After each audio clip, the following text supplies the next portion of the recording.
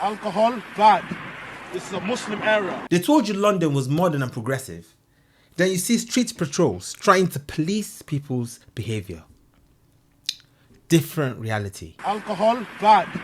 This is a Muslim area. It's not just drinkers being targeted. Yeah, you're gay, mate. Get out of here, mate. Get out of here, you fag. And women wearing skirts above the knee are also being harassed. To not dress like that in Muslim area. Only a handful of men are involved in the self-styled patrols. 5 have been arrested on suspicion of harassment, but we joined others who haven't been picked up by the police. These men claim they're simply tackling drunken behaviour where alcohol's already banned from the streets, but they do share many of the same hardline beliefs as those arrested. Alcohol is causing so much problems in the area. In fact, it's blighting the area.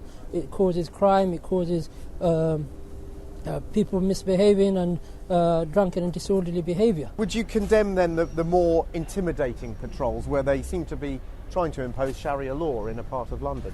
I'm not here to condemn or condone anyone's action. What I'm here to say is that there's a problem. Those doing these patrols are revelling in the media spotlight, but actually the number of people involved is very, very small. The vast majority of Muslim people living in this part of East London want nothing to do with vigilantes whatsoever. At the local mosque, Muslim leaders are appalled and have condemned the patrols, which they say are stirring up hatred. And it's done a huge amount of damage to the Muslim community, and it's no doubt going to increase Islamophobia. Police patrols in the area have been stepped up as the authorities take a tough line. We will not accept such behaviour. It's unacceptable. They say respect every culture. Okay, fair enough. But respect goes both ways. Because the second random people feel like they can control public behaviour, it stops feeling like coexistence and it starts feeling like pressure. Britain isn't the only country struggling to contain such behaviour. In Denmark, an Islamist from another so-called Muslim patrol stands menacingly outside a polling station, vowing to stop Muslims voting. In Belgium, these extremists want existing Sharia courts, which handle family matters, to be expanded to cover criminal matters, including un-Islamic behaviour in Muslim areas. And in Lerida, Spain, hardline Salafist groups have angered locals by demanding pet dogs are banned from public transport and Muslim neighbourhoods. Several dogs have been poisoned.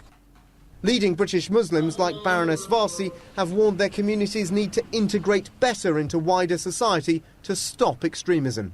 In a speech in November, she said, "We've been treating our communities like foreign embassies, where rules from abroad apply and wider society keeps well out of it. And for too long, cultural sensitivities have often led our leaders to become morally blind."